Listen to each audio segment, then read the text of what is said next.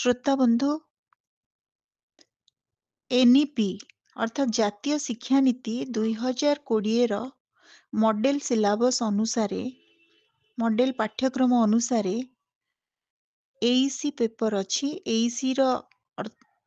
संपूर्ण शब्द होची एबिलिटी एनहांसमेंट कोर्स परिशुद्ध भाषा और लिखन कला लिखन धारा याकू आमे एईसी बा एबिलिटी एनहांसमेंट कोर्स रे पढ़िया को जाउची जहा कि यूजी बा स्नातक प्रथम वर्षर छात्र छात्री मानक उद्देश्य निर्धार्य कराई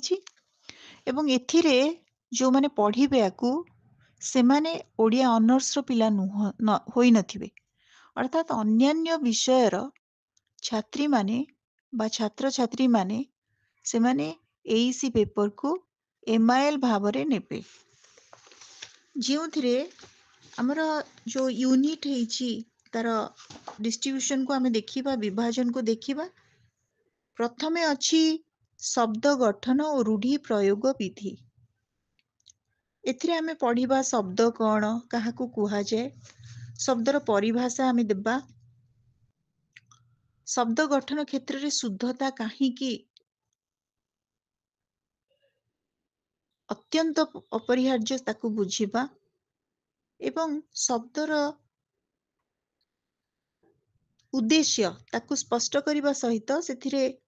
रूढ़ी अर्थ अवगत हवा क्यों शब्द रूढ़ रूढ़ माने क्यों अर्थ रे प्रयोग करा जाइछि एवं रूढ़ी प्रयोग विधि उपरे हमर आलोचना रहइबो एटा होछि प्रथम प्रसंग प्रथम यूनिट द्वितीय प्रसंग रे बा द्वितीय यूनिट रे आपण माने पढ़िबे शुद्ध वाक्य गठन रीति वाक्य कौन शब्द मानकर अर्थद्योतक सुविन्यस्त रूप ना आउ किछि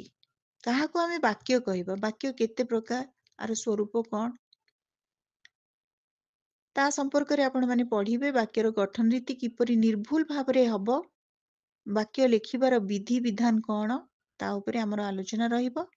विविध प्रकार वाक्य रहिबो केउ प्रकार वाक्य आमे प्रयोग करे ता उपरे गोटे आलोचना रहिबो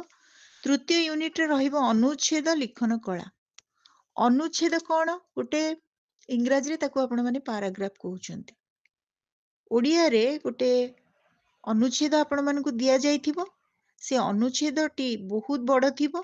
ताकू आपण पढ़ी सारी की जोटा आवश्यक नुहे से सब को आपण छाड़ी देबे काढ़ी देबे एवं जहाँ से अनुच्छेद भितर जोटा प्रकृत उद्देश्य गुंफित होइकी थिबो लुचिकी थिबो से व्यास कूट अर्थात गभीर कथाटी को उद्देश्यमूलक कथाटी को आपण मानकु बाहर करिया को पड़िबो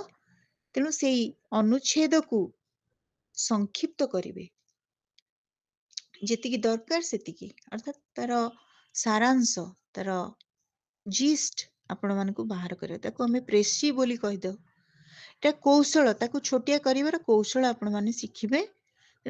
एवं गोटे शीर्षक मध्य दिया जिवो जहाँ लेखिले जोटा को छोट करके आपण बुझेइले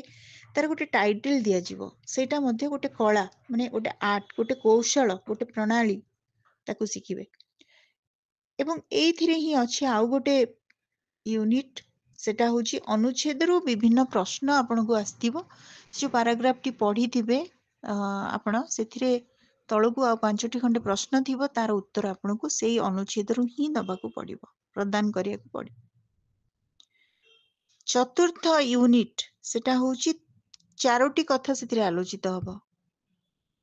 स्तंभ काहाकू कुहा जाय स्तंभ लिखन फीचर काहाकू कुहा जाय